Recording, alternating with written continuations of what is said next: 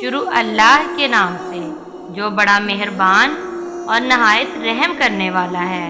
Islamic history MB کے ناظرین کو السلام علیکم۔ اسلام کی تاریخ میں کچھ نام ایسے ہیں جو صرف کردار نہیں بلکہ روشنی کا مینار ہیں۔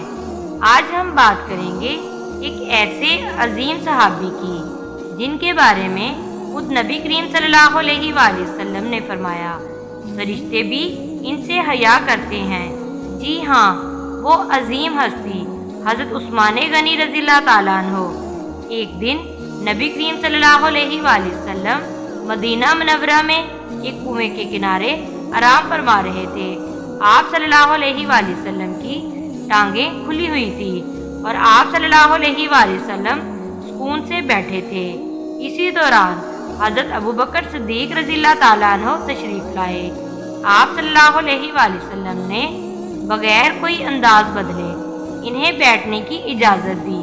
پھر حضرت عمر فاروق رضی اللہ تعالیٰ عنہ آئے، تب بھی نبی کریم صلی اللہ علیہ وآلہ وسلم نے اپنی حالت نہ بدلی، مگر جیسے ہی حضرت عثمان غنی رضی اللہ تعالیٰ عنہ تشریف لائے، نبی کریم صلی اللہ علیہ وآلہ وسلم فوراً سیدھے ہو کر بیٹھ گئے، اپنے کپڑے درست کیے اور انداز میں حیا کا پہلو آ گیا۔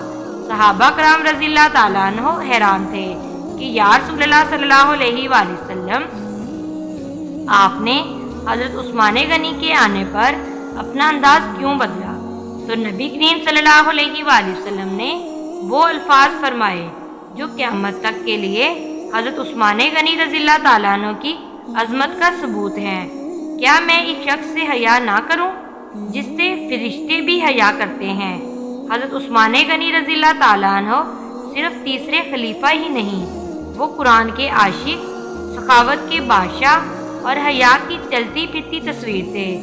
آپ کی شرم و حیا، آپ کا تقویٰ اور نرمی ہر مسلمان کے لیے ایک مثال ہے۔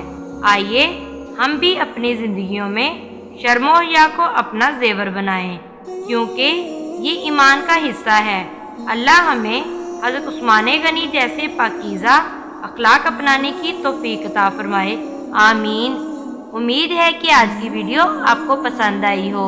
ویڈیو پسند آئی ہو تو ویڈیو کو لائک اور شیئر ضرور کریں اور بیل آئیکن ضرور پریس کریں تاکہ ہر نئی آنے والی ویڈیو کا نوٹیفیکیشن آپ کو بر وقت مل سکے۔